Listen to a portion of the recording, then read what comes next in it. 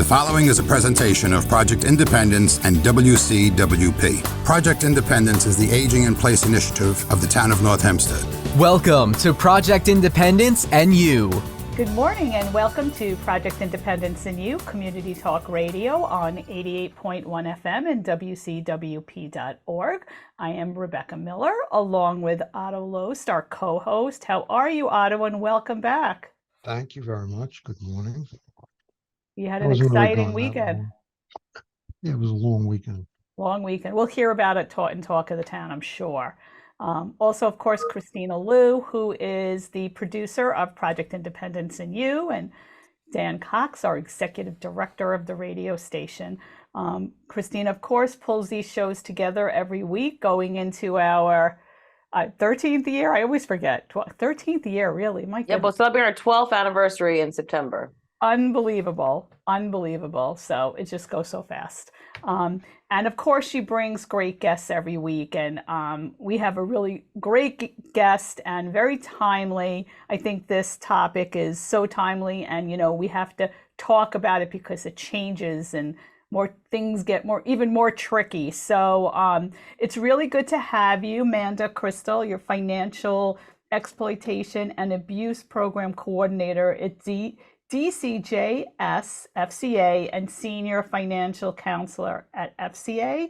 And you're here today to discuss the latest tips on frauds and scams, including artificial intelligence, which is just a whole nother dimension of what can happen in scams. But, of course, it's all about education and learning and being on the lookout for potential scammers. So first of all, thank you so much for joining us and welcome. It's my pleasure to be here. And like you said, it's all about education. And they actually have shown that if people knew about scams, they were 80% less likely to engage in them. And if they did engage in them, they were 40% less likely to lose money. So it's great that we have a wide listening and viewing audience, and hopefully everybody will learn about the latest scams and how to protect themselves from becoming a victim. Great. Because as far as the education part of it goes, I think we're all the more smart feet on the street, as I like to put it, within your own family and friends. You really should work, if you know enough about it, in helping them get educated about scams and the detection of scams. A lot of older people, and I'm in that category, aren't as tuned in, and they're not maybe as active on technology or whatever. So their family and friends are the ones who they should get the word from, in my opinion. Yeah. I mean, there's such a broad range of scams today. It used to be just, on the phone. I mean, people were sending things in the mail at one point and people were actually falling for it and sending a check or doing things like that. But, of course, with the sophistication of technology and, the scams are getting more sophisticated. And especially now with, AI, which just brings a whole nother level. But of course, our audience, they're seniors. So would you say that the seniors are kind of the best audience to be preyed on by scammers? Well, there is a reason why scammers like seniors. And a couple of them are the fact that they know that seniors have regular income, right? That seniors have accumulated a lifetime worth of assets. They now get steady income through Social Security or pensions. They're more likely to be at home, willing to pick up the phone and engage with a scammer on the phone because maybe they're a little more isolated, a little more lonely. It's a friendly voice to speak to, and that's where the trouble begins. So right. Seniors, and also sometimes due to age, there might be mild cognitive impairment, or there are other issues that are related, age related, that make seniors a more likely target than younger people. But unfortunately, scams really are happening to everybody. And like you said, the scammers, the fraudsters now are much more sophisticated. They're more business-like. They're global. So a lot of the scams that we are hearing about aren't even originating in the United States, but are, from call centers around the world, which makes prosecution of these fraudsters much more difficult for our justice system.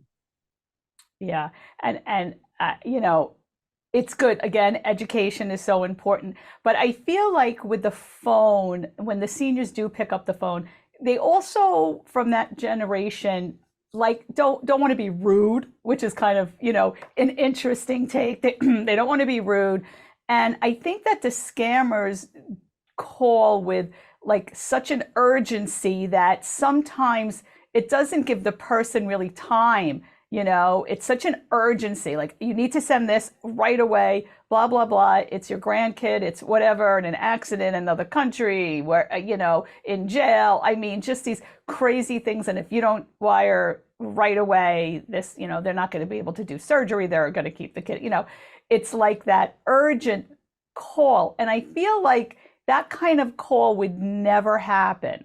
Like, there are, ways that, like, if something like that did happen, there would be a lot more information, and it wouldn't be kind of this urgent, like, running, get a Home Depot card and send it to this address, But I feel like, too, with seniors, that sense of urgency doesn't give them time to say, hey, let me call my daughter and see if, my grandson's okay, or whatever the scam is.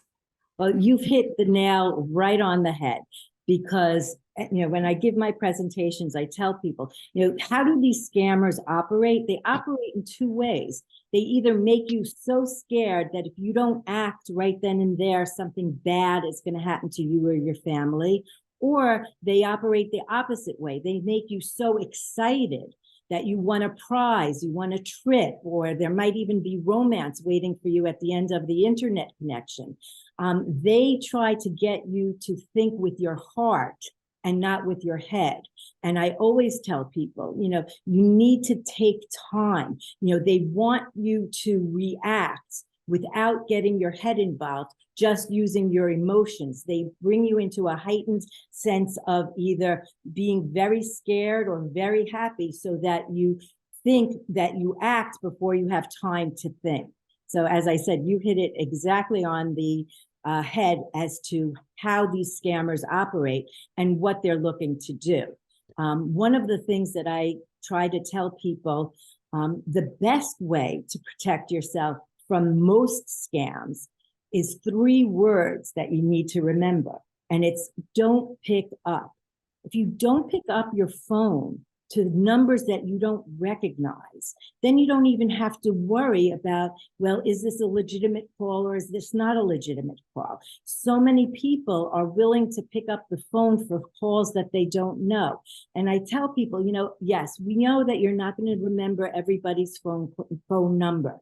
So if it's your doctor or your mechanic or your accountant, if somebody's really trying to get through to you and needs to get in touch with you, they're going to leave you a message on your voicemail, right, on your landline. And if you're at home and you're screening the calls, you can pick up the call. And if not, they're going to leave you a voicemail and you'll call them back.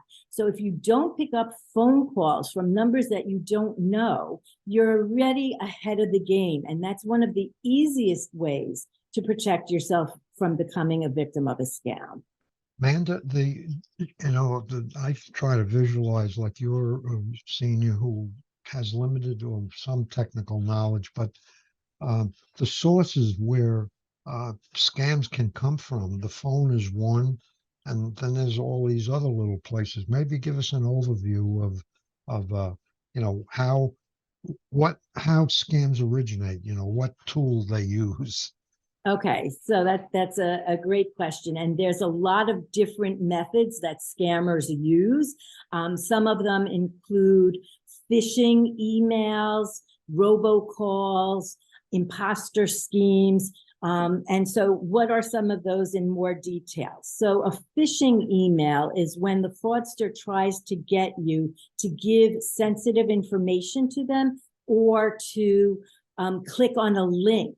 So you'll get an email and it might be from a department store. It might be from a credit card company. It might be from your bank. And they'll tell you that there's a problem with your account.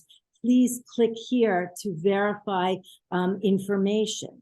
So like I said, the first way to keep yourself safe from phone calls is not to pick up calls from unknown numbers. The second really critical piece of information is to always verify where information is coming from.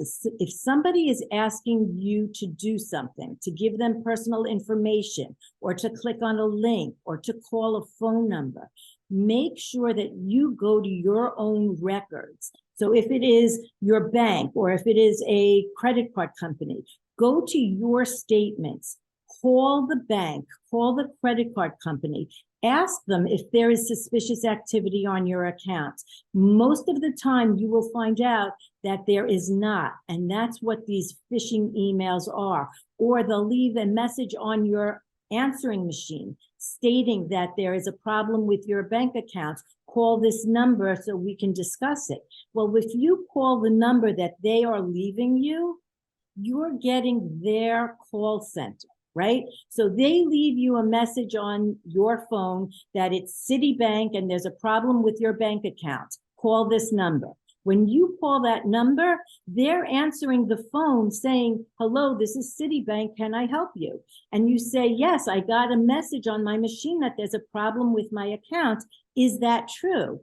And they say, yes. And then they start asking you for all the details of your account, your social security number, all kinds of sensitive private information. And that's how you get scammed. So do not call any number that's left for you on your phone machine. Do not click any links that people are asking you to click on to verify information until you've called and verified that the email or the phone call that you are getting is a legitimate phone call.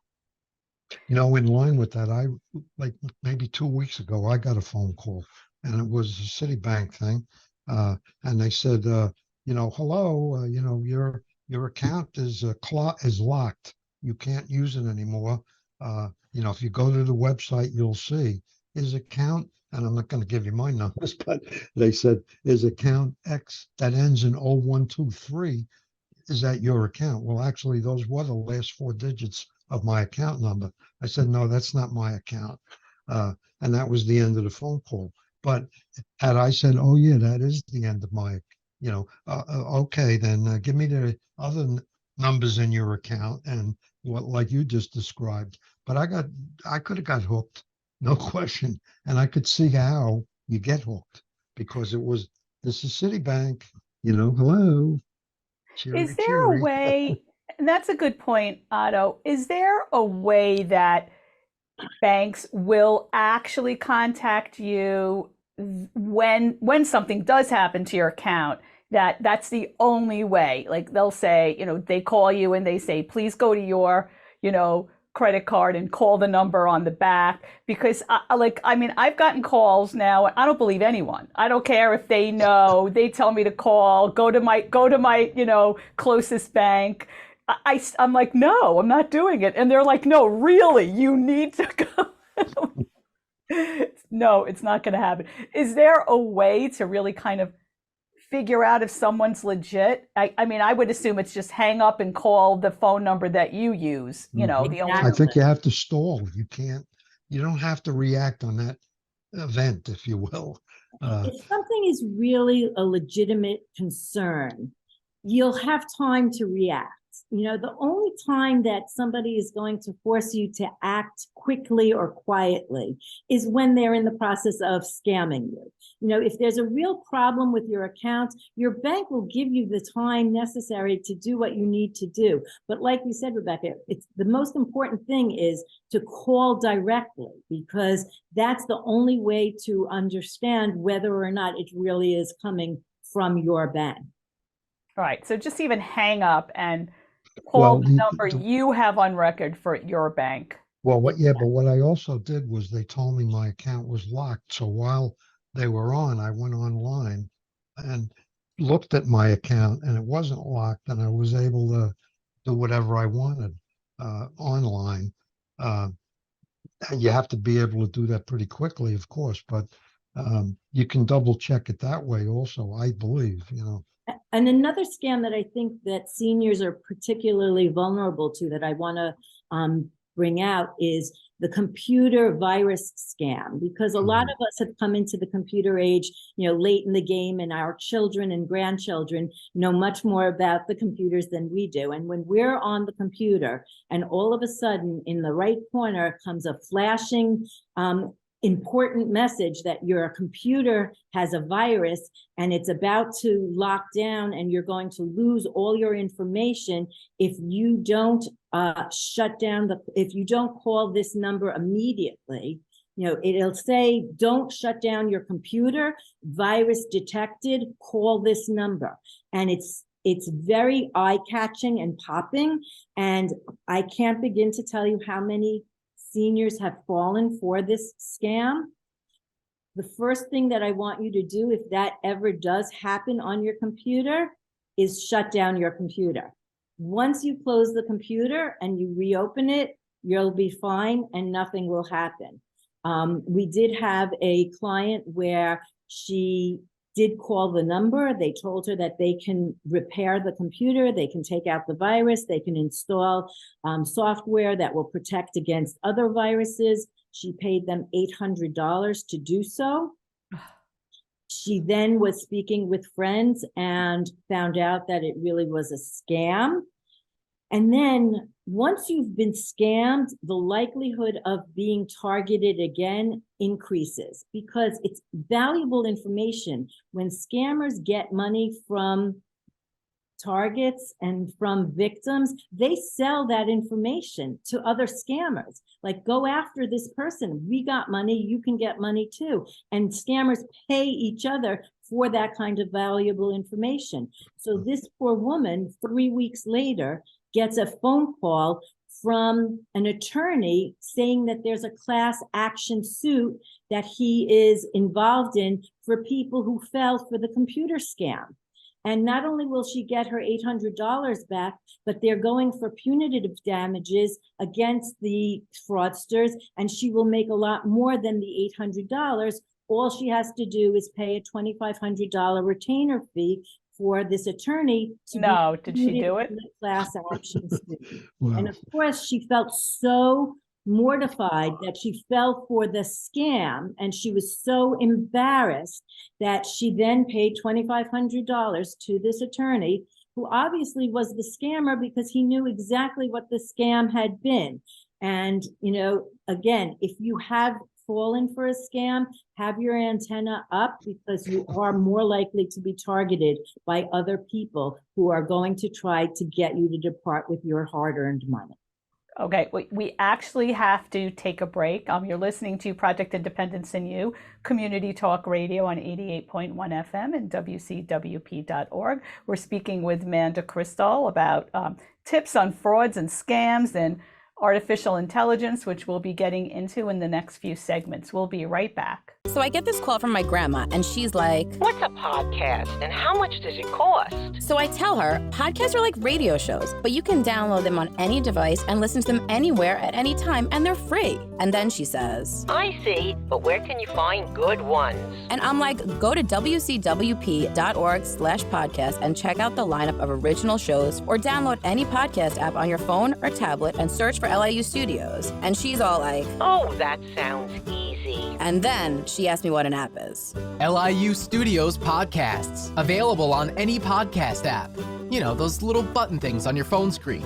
Just ask your grandkids. And welcome back to Project Independence in You, Community Talk Radio on 88.1 FM and WCWP.org. I'm Rebecca Miller, along with Otto, Lohse, and Kristina Liu. We're speaking with our guest, Manda Kristal, and just learning a lot about all these scams that are out there and kind of, the things to be aware of. those urgencies, those, no time to kind of sit and figure things out. But during the break, I know Otto had a question for Amanda. Yeah, I just go back a step, and I'm thinking Amanda is obviously very, very knowledgeable, and just you work with FCA.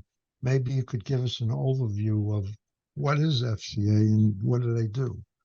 Sure. So Family Children's Association is a not-for-profit organization here on Long Island. We've been here for, I believe, over 135 years on Long Island, helping people from birth till end of life seniors. We have every division. We have multiple divisions that work with people involved with youth, with child protective, with children's agencies, excuse me. And DCJS? So DCJS is who I'm funded by. Let me just go back for the Family and Children's Association. Okay. There are so many programs that all of a sudden everything is running through my head and I'm getting kind of through nothing. I work in the senior division, and in the senior division, we really try to help seniors here on Long Island stay in their home, age appropriately. We have ISEP services. We help people get Meals on Wheels. We have case management for seniors who need help. We do financial services, financial counseling. We have an elder abuse department, which deals with people who are both having domestic violence, physical abuse, neglect, and financial abuse as well. So those are some of the things that we do in the senior division. And as I said, that there are many other divisions that deal with other issues and substance abuse and counseling and people that have housing issues. We just run the gamut. It's a wonderful, wonderful organization for our community, and I'm proud to work for them and represent them. Bottom line is you're a long-standing, very credible organization that supports seniors in many, many different areas. And I know Project Independence works with the social workers and the nurses work with people within that. So I just thought it was important for people to understand. Right. And we also have mental health workers and mental health programs that people who are dealing with mental health issues as well. As I said, you hit it on the nail, and we really deal with every age range, from the very young nursery school programs to adolescents, to adults, to seniors. So some of the scams that are kind of commonplace and are scary, certainly are when they call from the IRS, when Social Security Administration, those kinds of calls, which of course, like you were saying, could be their bread and butter, the Social Security, filing taxes. It's so unlikely that the IRS or Social Security is going to call. I mean, what is the likelihood that someone from the Social Security Administration is going to call a senior and say, you need to send money, or, the IRS, you're in trouble? I know they kind of scare them with saying they're calling from, some security agency and they're in, jeopardy of, not paying taxes or something like that. I mean, I feel like it's such a rare thing that that either one of these administrations would call anybody with that kind of information, with that kind of urgency too. Right. So it is so rare that I could tell you that the percentage is 0. It's 0%. You will never get a call from Social Security or from the IRS to let you know that there is a problem. If there is a problem, they will first notify you in writing that there is a problem. So even if you see, so there's something called spoofing, and spoofing is when fraudsters can put in your caller ID box or on your cell phone any name that they want. So remember, I told you the best way to keep yourself safe is not to pick up the phone for numbers that you don't know. Well, you're looking at your phone and it says Social Security Administration, or it'll say IRS, Washington, D.C. So you pick up that phone because you're seeing that who's calling. It is a scam 100% of the time. They will not call you unless they have got you, unless they notified you in writing that there is a problem. And I don't know how many of you have ever tried to speak to an agent in the IRS agency or in Social Security, but even when we want to speak to a live person, it's nearly impossible when we call the agencies to get a live person on the line. So it's 0% chance that a call that registers in your phone coming from Social Security or IRS is a legitimate call unless you're already involved in some kind of dealings with them. Right. So that's 100% of the time they will not call you first. They will not call, right. You will, That's 100% of the time. So if you get a call and it's from the IRS or Social Security Administration, and they're telling you that you're in some way need to send money or whatever they're telling you to do, it's a scam. That's No correct. one that I see a Unless lot you've is been notified in writing that there's a problem, but even then, they will discuss the problem. They have all your private information. They know your Social Security number. They know, your private information. They're not going to need to get that from you. So, I tell seniors, think of this as a one-way street. Those signs with an arrow pointing one way? Anybody that's talking to you and asking you for information, let them tell you everything that they want, but don't let the arrow go in the opposite direction. You don't give them any information until you did that important step of verification. Verify who they are before you give your personal information to anybody, no matter how legitimate they appear to be. I mean, one of the biggest scams that we see seniors falling for is the Publishers Clearinghouse sweepstakes.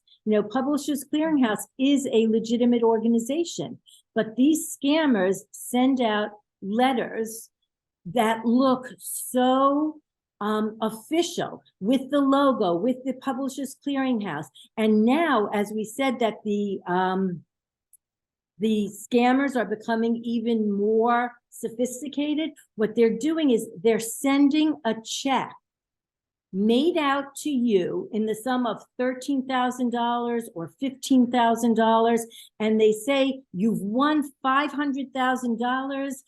Deposit this check. Send us $3,000 for the taxes and fees, and we'll deposit the rest of the money.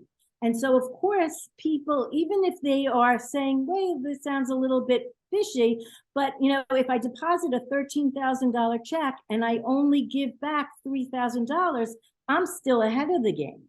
But what happens? You deposit the check, you then write a check on your account and send it to them for the $3,000, and 24, 48 hours later, you get notified by your bank that their check bounced.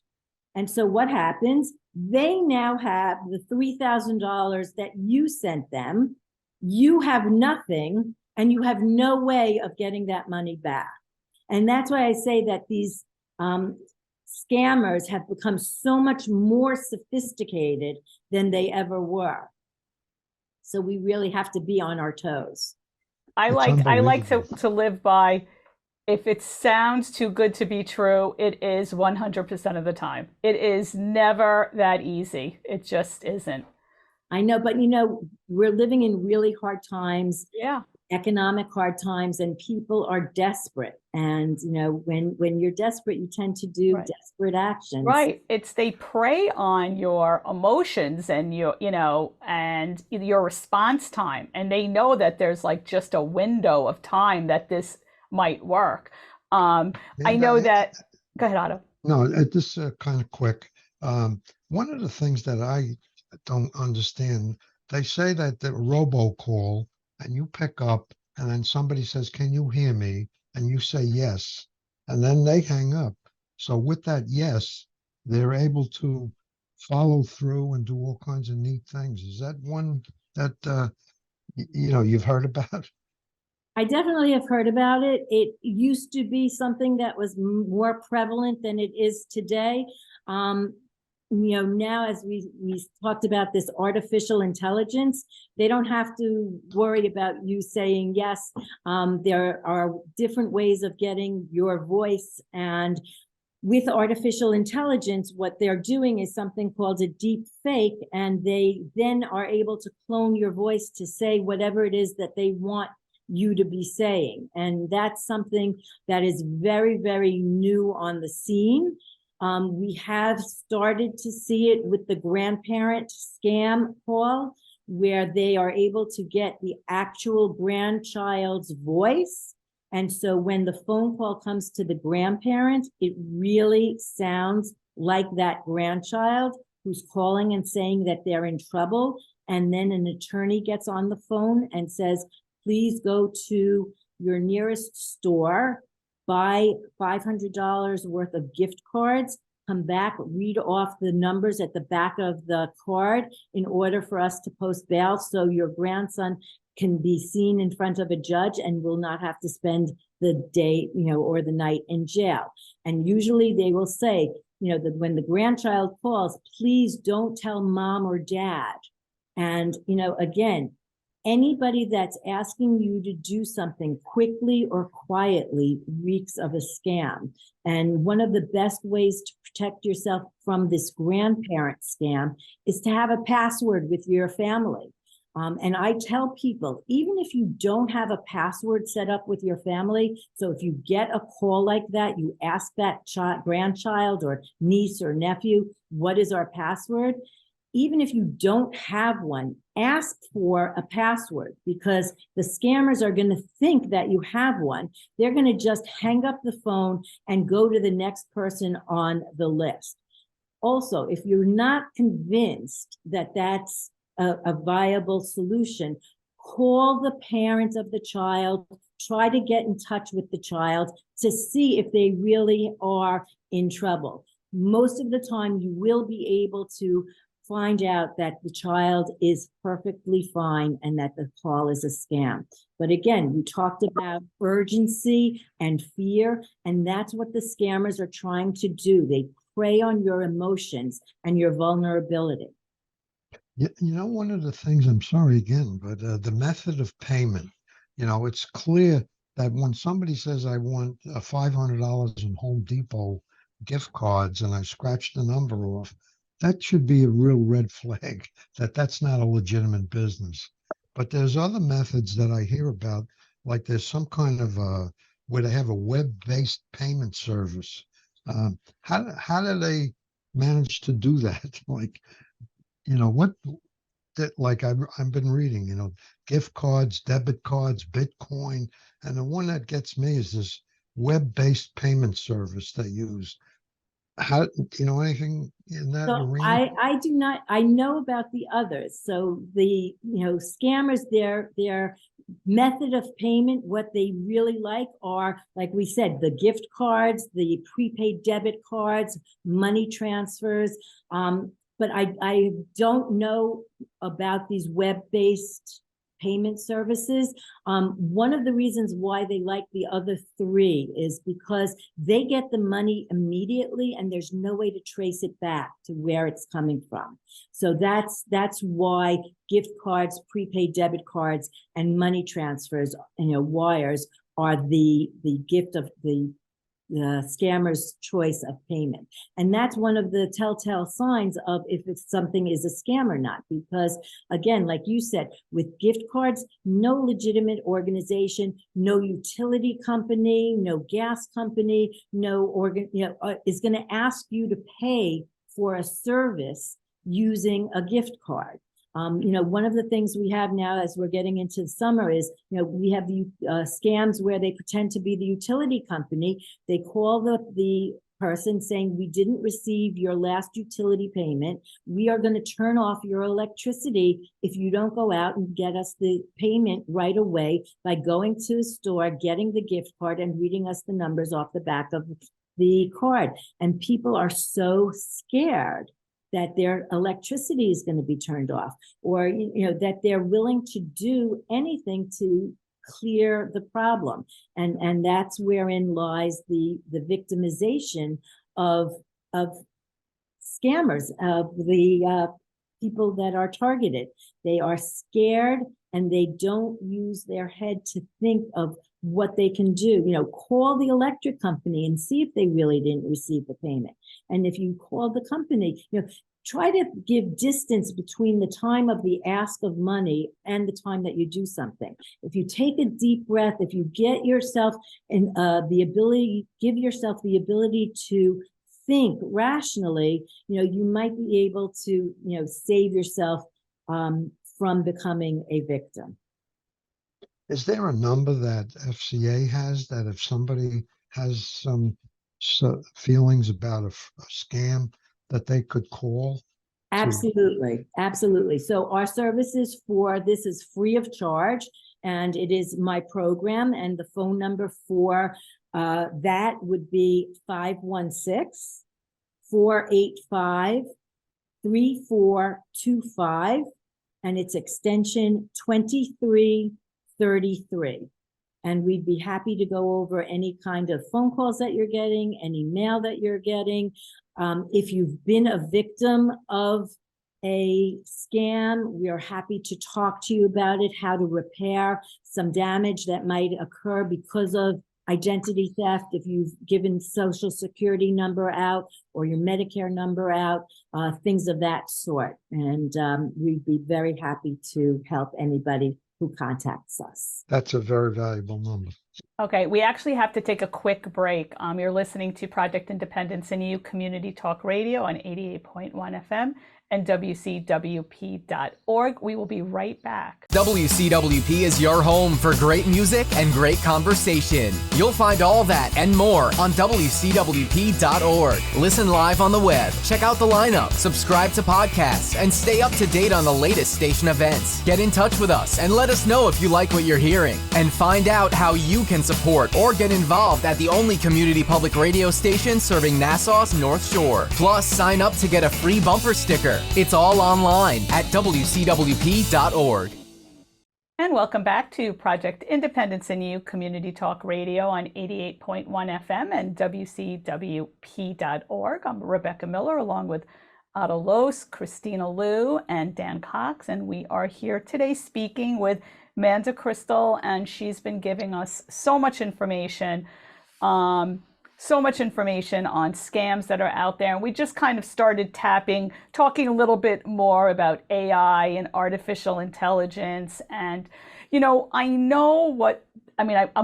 aware of what techniques they're using to prey on seniors for AI, and it's scary. Phone call in the middle of the night, voice sounding just like the grandson, that kind of a thing. What's happening on the other end? Are you aware, like on the banking end, or what kinds of things are they putting in place to kind of prevent AI from scamming them? I mean, you'd think AI is so sophisticated, and if you can actually, replicate a person's voice, sound, what are they doing on that end? So I can't really talk on behalf of all these different industries that are going to be affected by AI. And this is such a new development in our world.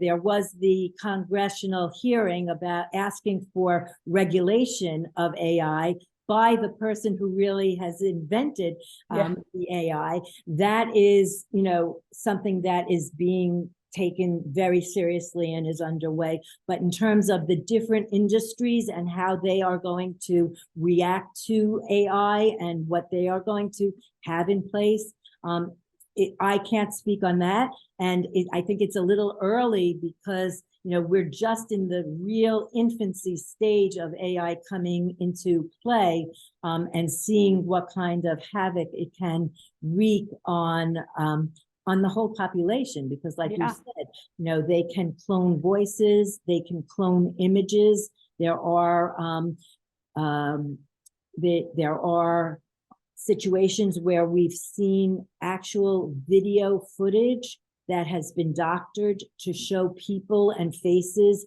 of participants in a kidnap for ransom that was totally fake. So we're talking about very, very serious problems with AI and the realistic images that they can put forth to show that there's really problems going on, whether it be through voice and telephone calls or video and actual images that are 100% fake. So it is definitely something that we have to keep our eyes open for. And again, asking for a password when you hear that voice, or if you are in a situation with a video, trying to contact the person that you see in that video to see whether they really are okay or not, right now is the best thing that I can advise people to do. And we'll have to, take it step by step going forward. Right. It's brutal, really. I mean, you look back on email scams and whatever. The emails come in now, and I get them all the time, and they look legitimate. I mean, these are no longer like I'm the king of Siam and my grandson in, wherever, Tibet, needs $28,000. When this all started a number of years ago, it was about it as raw as that. But it's not like that anymore. These websites and these emails look like this is the real deal. So it's rare, you really, you got to empathize with everybody, frankly, but even more so with people who have limited technical knowledge. It's very hard to beat the system, really. You have to ignore it. You have to ignore the technology as a senior who may not know. Yeah, and as I said, these scammers are becoming so much more sophisticated. I actually got an email from my bank last week, and I was surprised because I had never received an email from the bank. And it said that there was suspicious activity on my account, and they asked me to click on a link. And they said if I had any questions to call this phone number. And the phone number that they gave me to call was my actual bank's phone number, because I know my bank's phone number. And so I was really confused because, like you said, it looks so legitimate. And here they're telling me to call the actual bank's phone number. So I did not click on the link because I was never click on the link. Exactly. Never click on the link. I was suspicious, even though it was giving me the correct phone number, because they want to lull you into a false sense of security. Right. I called the bank. I asked if there was a problem with my account, and they said no. And I told them about the email. So, you have to be so on top of your game, and it's so easy to mess up. And what I want people to understand, if you've been a victim of a scam, do not feel, terrible, because this kind of falling for a scam cuts across all economic, educational, social backgrounds. It affects everybody, every ethnicity, every gender, every financial status. And, if you have, a lot of financial exploitation and a lot of financial abuse and victims of scams, they don't report it because they feel so ashamed and humiliated. It's really important to report so that we know what's going on. And it's also important to speak about it so other people can learn and not fall for the same mistake that you've made. So, one of the things that we try to encourage is, if you have been a victim of a scam, to report it and to speak about it so that other people can learn from your experience. So they should call the police. Is that right? If it's a scam too? So there's the Federal Trade Commission, ftc.gov, where you can file a complaint. I always tell people to file a police report because it's important to have a paper trail that this has happened to you. A lot of times when you call the police, they might say, there's nothing that we can do. They're not going to be caught, there's no need to file a report. I recommend that you do file a report because if they got your personal information, they might not be wreaking havoc this month or next month, but you don't know what they're going to do 6 months from now, 8 months from now. And all of a sudden, when you start seeing, credit card bills coming in for your name that you don't know about, you need to show that you at least reported it, that you were a victim of identity theft. And along those lines, I also want to talk about the fact that the credit bureaus, TransUnion, Equifax, Experian, you can put a fraud alert on your credit so that if somebody's going to try to take out a loan in your name or open a credit card in your name, you will be contacted before they approve that.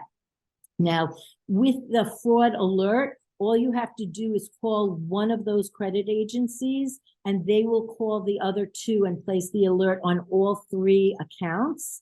However, that fraud alert is only good for 1 year and it has to be renewed every year. There's another device called a credit freeze, and the credit freeze is an actual lock on your credit account so that nobody, including you, can get into your account unless you give them the specific password that they give you. When you call the agency to put a freeze on your account, they'll give you a special password or PIN number, and then you can open it. So let's say you want to go for a new credit card, you would call them and say, I want to unfreeze my account for 7 days. And then the credit, company can look into your credit. Otherwise, a credit freeze locks everybody out of your credit until you open the doors. I just thought of something that ties in with that. If you, like with my bank, I've set it up so that if a credit card is used and the card is not present, send me an email. If it's a transaction is over a certain amount, send me an email. And I was just thinking, if there's somebody gets your information and identity theft, and they want to withdraw $10,000 out of your account or whatever, is there a way that can be alert set up or frozen so it can't be done? Well, like you said, you can speak to your financial institutions to see what kind of red flags they have in place so that if there is suspicious activity that you get contacted. Every financial institution handles this type of situation differently. The one that's been coming around a lot, like every 2 or 3 times a week, I get these fake delivery things where, your delivery is being delayed. You have to contact us. My wife almost fell for this because On a text, Otto? She was waiting for some shoes where you get this thing and it says, we have a shipment for you and we need more information in order to deliver it. Click on this link or call this number. And we didn't do either, but I'm sure when you do it, you're going to wind up giving them information like your credit card number so that they can take care of this transaction. But these are all dummy deliveries. It's stuff you didn't order. Correct. So we're seeing that from Federal Express, from UPS, from the United States Postal Service. And so if you do get a text saying that your package can't be delivered, do not call the number or click on the link. Go to your information, find out the phone number for Federal Express, call them and ask them if there is if there is anything waiting to be delivered to your house. And also on my iPhone now, when I delete it, because I know that they're scams, I delete it and it gives me the option to delete and report. I don't know what that means, if they actually do anything with it, but it's not just delete. You have the option to just delete, but then it says delete and report. I don't know where it goes. Do you have any idea? To the scam company. Actually, I'm not sure where that report as junk goes. But I do know that these scammers use burner phones so that, if you block a certain number, that'll work for a short, limited amount of time, but then they throw out that phone and they use another phone. Right. So it becomes, a little bit difficult. As I said, the best thing to do is just not pick up phone calls from numbers that you don't recognize. Right, right. I'm talking about text. You can report and delete and report the texts that are coming in with the UPS also. So, yeah, I mean, I'm curious as to where that report goes. I guess they have some scam with the phone company, perhaps. There's that another they one that I kind of see look a into lot it. lately is we have charged your credit card with the $340.83 Right, got that. for whatever. They don't even tell you what it's for. And we just want to let you know. So, okay. So now you're supposed to call them or contact them to tell them, no, I don't have this, and they're going to get information. Again, that's a scam. And a big one that we're seeing very often now is from Amazon, that you get a text or an email stating that somebody, that your Amazon account was just used to purchase something for $750. If this was not you, contact us or click the link. And again, it's a 100% scam. So if you do get an email like that or a text on your phone, look up the customer service number for Amazon and call them and see if anybody has used your, if there was anything ordered from your account, or if you're savvy enough, go onto your Amazon account, look at your order history and see if anything was ordered. Most of the time you will see that nothing has been done, and you'll know that it is 100% a scam. Another one is on Facebook. There's advertising, and they want you to buy this stuff that's going to fix all your, make you look 40 years younger with taking 2 pills a week and that kind of thing. And then sometimes people they do order it, and it turns out you get pills, but they're like, nothing. Or you may get nothing. You're ordering and getting no delivery. So I think the message there is order from credible organizations. Yeah, again, it all goes down to that special word, verify. Before you're sending money to anybody, verify who you're sending money to, verify the company. If you're not sure about something, you can put in the name of the company and write scam afterwards and see if something comes up. That's another one. I have gotten charges on my credit card from the whatever corporation. And I'm saying, who is that? I have no idea. And I do to verify, and I find out there's nothing there. And I put in a complaint with Citibank disputing the charge. And it turns out they already knew, and they instantly credit your account. So they got these dummy charges going on to credit cards. That's another one you have to pay attention to. Absolutely. So I'm glad that you brought that up, because I'm going to talk about something else as well. So another way to prevent financial abuse is always check your financial statements, your credit card statements, your bank statements, your credit card statements. Like you said, if, a lot of times if somebody gets your credit card number and they want to do something bad, they'll put a small charge on your account for 99 cents or $1.50 just to see if you look at your statements. Because if you look at your statement and you contact the company, your credit card company, stating that you don't recognize that charge, they're going to close that account and send you a new credit card. But if you let it go and you don't challenge a transaction that you don't recognize, the people who have your credit card number the following month is going to go and put charges for hundreds of dollars, because it's going to go through, because that credit card number is still valid. Now you, because you're using a credit card, are protected by law, and you would only be responsible for a small amount, if anything, but they're going to get whatever they purchase because you did not dispute the unknown charge. And likewise, I want to talk about something called check bleaching. So for those of us who still write checks the old-fashioned way and don't use auto debits from our bank accounts, there is a security gel pen that can be purchased at Staples. It's not expensive. I use it for all my check writing because if somebody gets a hold of your check, they can dip it into a solution. Anything that is permanently or professionally printed on the check stays on the check, but anything that's written in ink disappears. So what we've been seeing is that they're putting new, paid to the order of whoever they want for whatever amount of money they want.